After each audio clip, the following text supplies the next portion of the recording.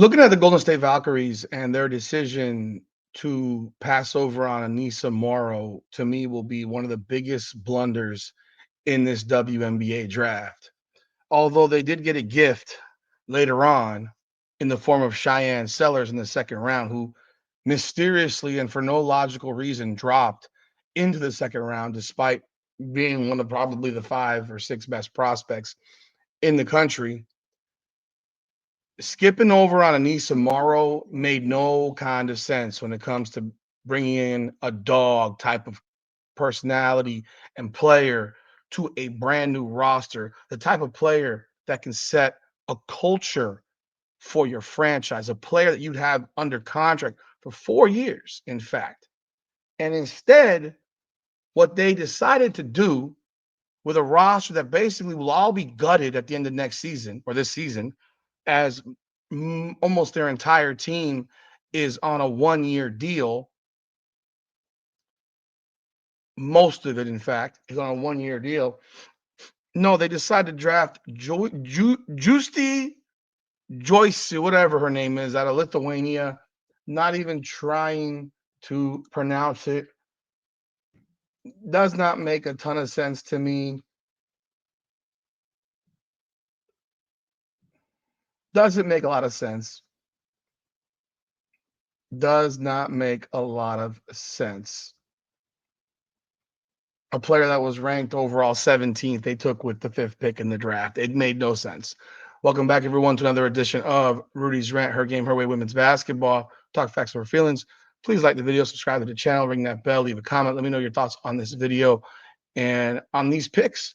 So Golden State is an expansion team, and they need not want, but they need to pick players that can actually have an impact on their team.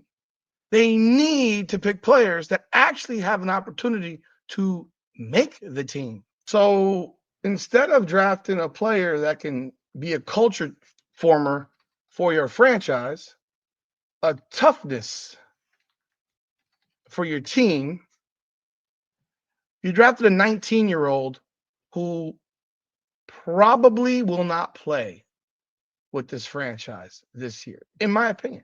If she does, she's going to get her ass kicked.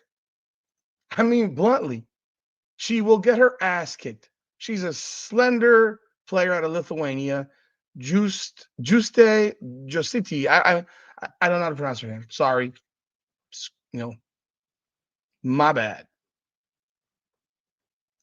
Doesn't make lots of sense. I don't care how many national teams she's played on, you whatever, you this, you that. It doesn't matter to me. It doesn't matter at all. She's young. She's not developed in terms of physically.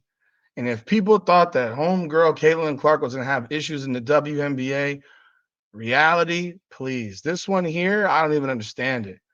You had a chance to get Anissa Morrow, and you passed up for this 6 foot guard out of Lithuania.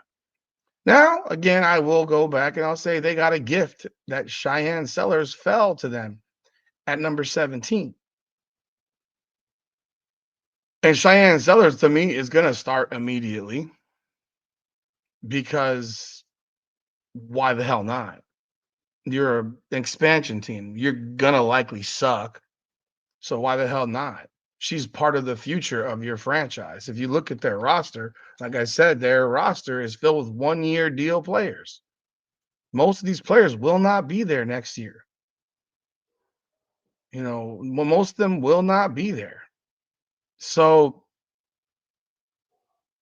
yeah, to me, she's a starting point guard, presuming she's healthy.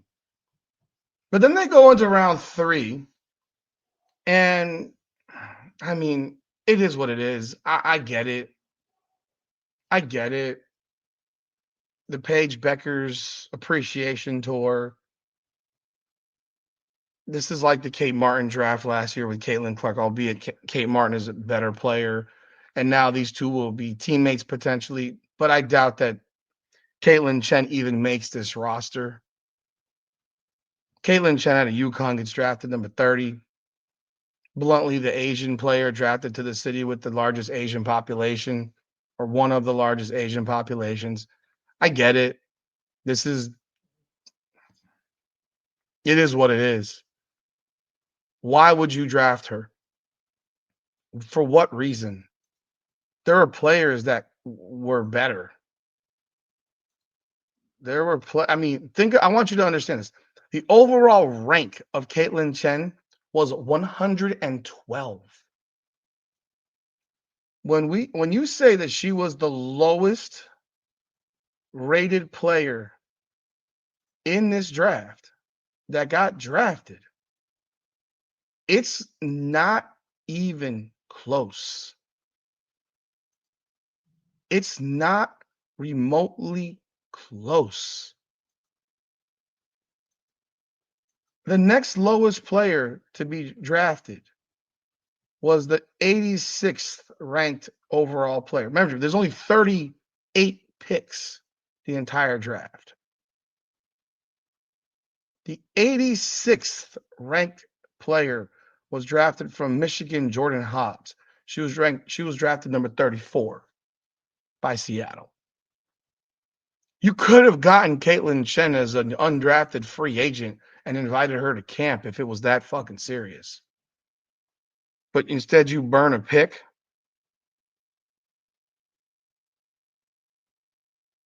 Get out of here. It makes no sense. But this is another example of the WNBA. This is a WNBA example, which is just ridiculous. So while you have a player like, I don't know, a Sedona Prince who doesn't get drafted, Deja Kelly who doesn't get drafted, you draft Caitlin Chen.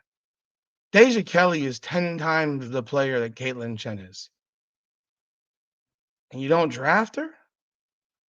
I mean, this is craziness. This is utter craziness.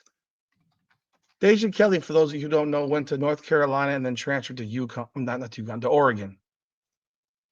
She's a point guard. She averaged 14 points per game for her career, 16 the last 3 years at North Carolina, 12.2 this past year at Oregon.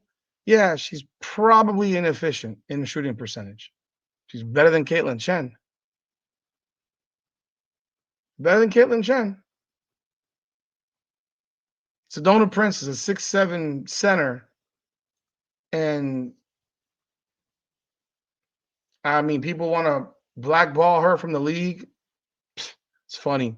It's funny what the WNBA does, the blackball a player from the league, which I will talk about in another video. But this is a joke. And Golden State, if it wasn't for the fact that they got Shyanne Sillers dropped in their lap at 17, this would have been one of the worst drafts you can possibly imagine for an expansion squad. But you let me know your thoughts in the comments. I'd love to hear what you have to say. Leave a comment. Leave your thoughts. I'm at a loss on this one. Like the video, subscribe to the channel. I appreciate y'all. Rudy's Rant, her game, her way, women's basketball. Come on now.